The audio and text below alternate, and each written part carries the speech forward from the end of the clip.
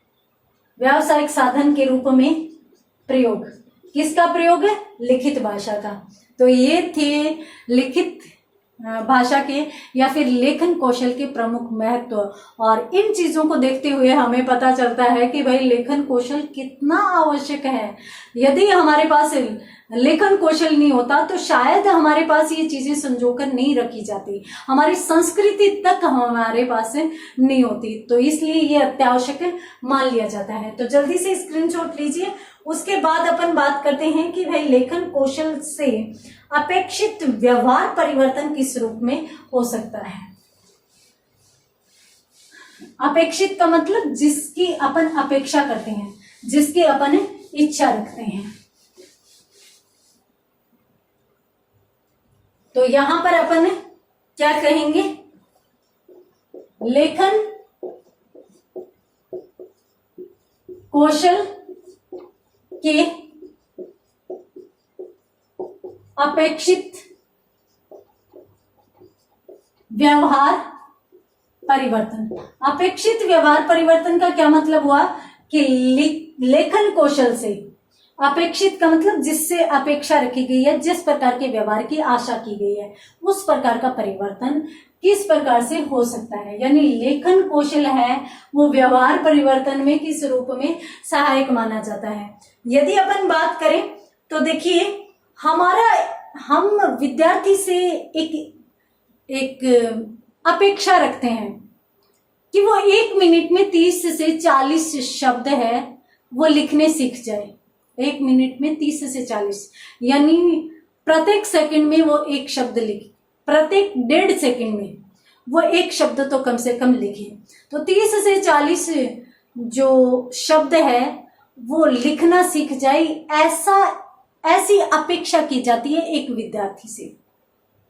और ये किसकी अपेक्षा है? लेखन कौशल की अपेक्षा है। यदि विद्यार्थी इस अपेक्षा पर खरा उतरता है, इस अपेक्षा को पूरा कर देता है, तब अपन मान सकते हैं कि उस विद्यार्थी में लेखन कौशल का विकास हो चुका है। तो यहाँ पर अपन यही चीज लिखेंगे कि भाई लेखन कौशल के अपेक्षित व्यवहार परिवर्तन में अपन देखते हैं कि जब छोटा बच्चा होता है उसे कुछ नहीं आता, तो धीरे धीरे उसका व्यवहार परिवर्तन होता है, उसमें इन लेखन शैली का विकास होता है और धीरे धीरे वह 1 मिनट में 30 से 40 शब्दों को लिखना शुरू कर देता है। तो यहाँ पर अपन यही कहेंगे कि विद्यार्थी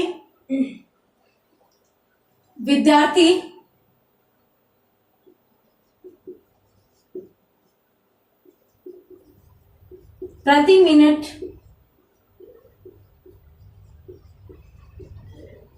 40 शब्द शुद्ध लिखना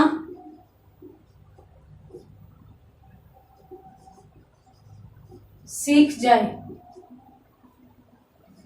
तो 30 से 40 शब्द विद्यार्थी है वो शुद्ध रूप में लिखना सीख जाए, ऐसी आशा इसमें की जाती है।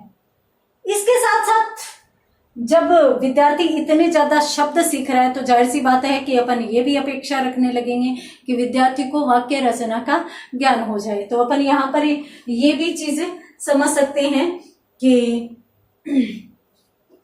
विद्यार्थी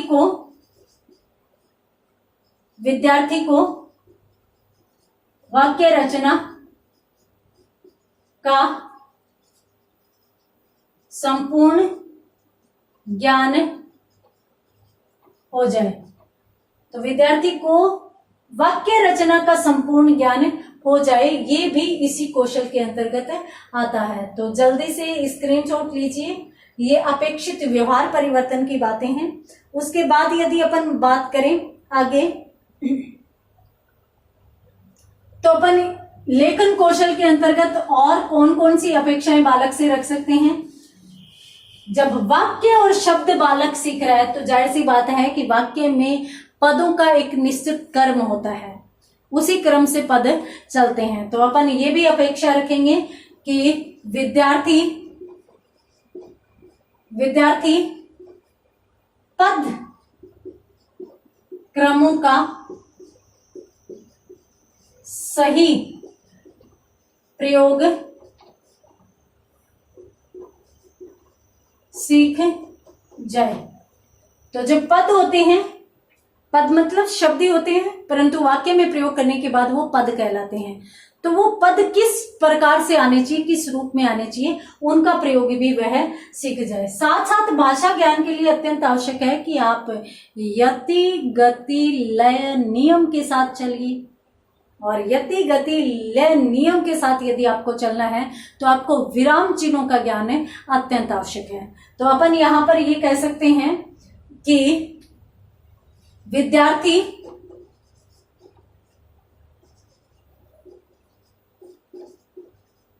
विराम चिन्हों का प्रयोग करना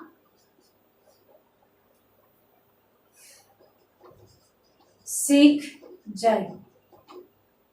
तो विराम चिन्ह का प्रयोग करना भी विद्यार्थी जो सीखता है वो भी किसके अंतर्गत आता है, लेखन कौशल के अंतर्गत आता है, और इसके साथ साथ पदक्रम का सही प्रयोग भी इसी के अंतर्गत आता है। तो जल्दी से स्क्रीनशॉट लीजिए, उसके बाद अपन देखते हैं आगे। अब ये तो था सामान्य व्याकरण का ज्ञान, है ना।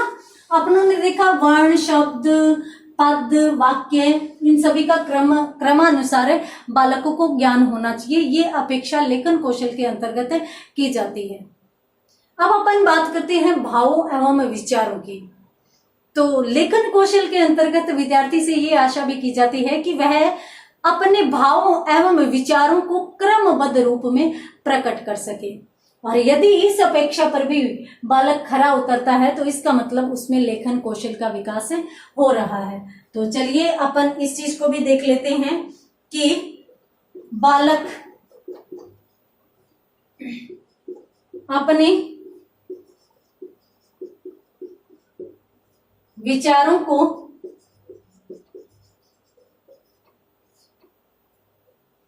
विचारों को लिखित रूप में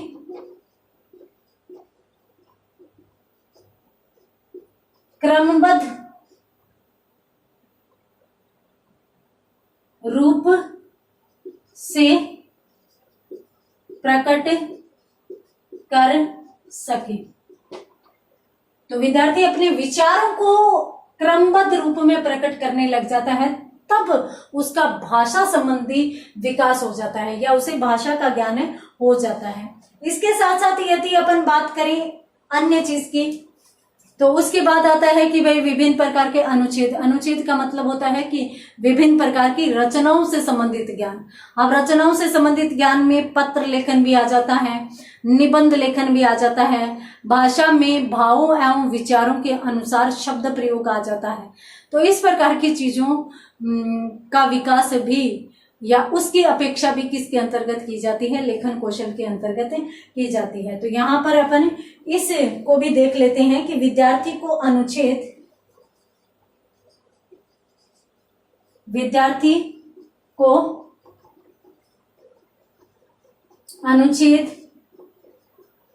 लेख, पत्र, निबंध का ये जो सभी की सभी विधाएं हैं उनका, या अपन यूं कहें कि निबंध, इनकी रचना का संपूर्ण ज्ञान हो जाए। यदि ये हो जाता है तो यहां पर अपन मान सकते हैं कि अपेक्षित व्यवहार परिवर्तन हो सकता है। तो यहां पर अपन कह सकते हैं कि भाई लेखन कौशल के अंतर्गत जो अपेक्षित व्यवहार परिवर्तन है वो किस रूप में होता है। तो अपेक्षित व्यवहार में आप एक बार इसका स्क्रीनशॉट लीजिए, फिर अपन शॉर्ट एंड स्वीट तरीके से भी इसको समझ लेते हैं कि इसमें भाई कौन कौन सी चीजों को और शामिल किया जाना है। तो